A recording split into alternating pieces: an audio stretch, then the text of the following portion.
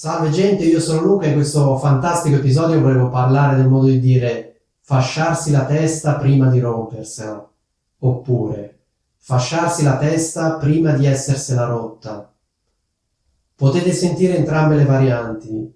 Sinceramente la seconda sarebbe più giusta da un punto di vista grammaticale, ma la prima probabilmente è quella che sentirete più spesso.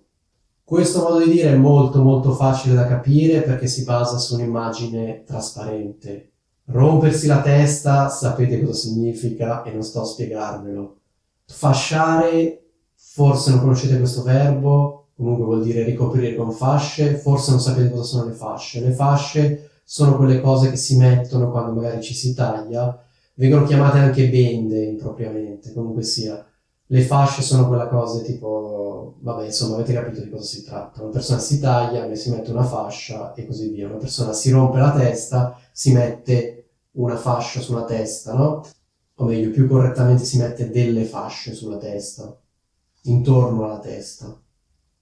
Cosa significa questo modo di dire in senso figurato? Significa preoccuparsi, angosciarsi per delle cose che forse non succederanno neanche, ovvero iniziare ad essere già adesso preoccupati, già adesso pensare alle conseguenze di qualcosa che forse non succederà neanche.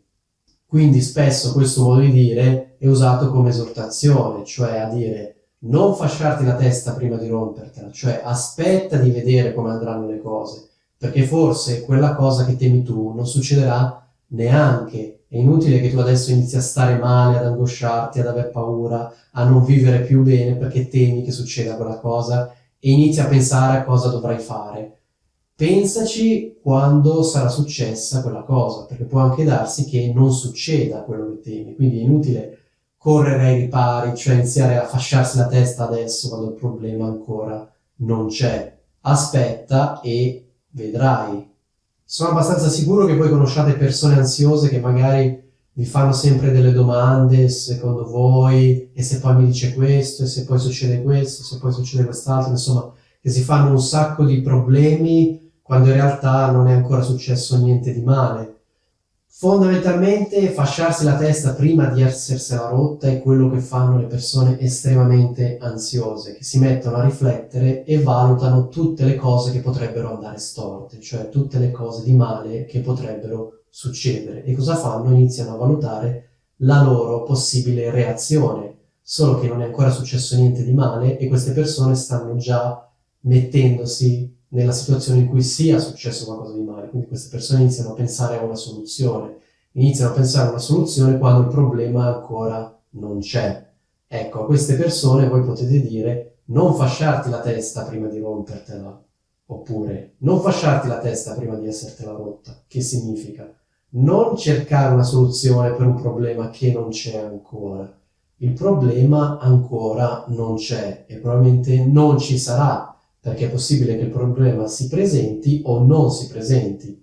Molto probabilmente il problema non si presenterà, quindi non ha senso che tu adesso ti metta a cercare una soluzione per un problema che non c'è ancora e probabilmente non ci sarà.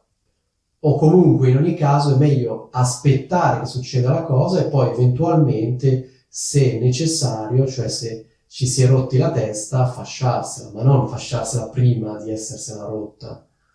Ecco, spero che sia tutto chiaro e vi saluto.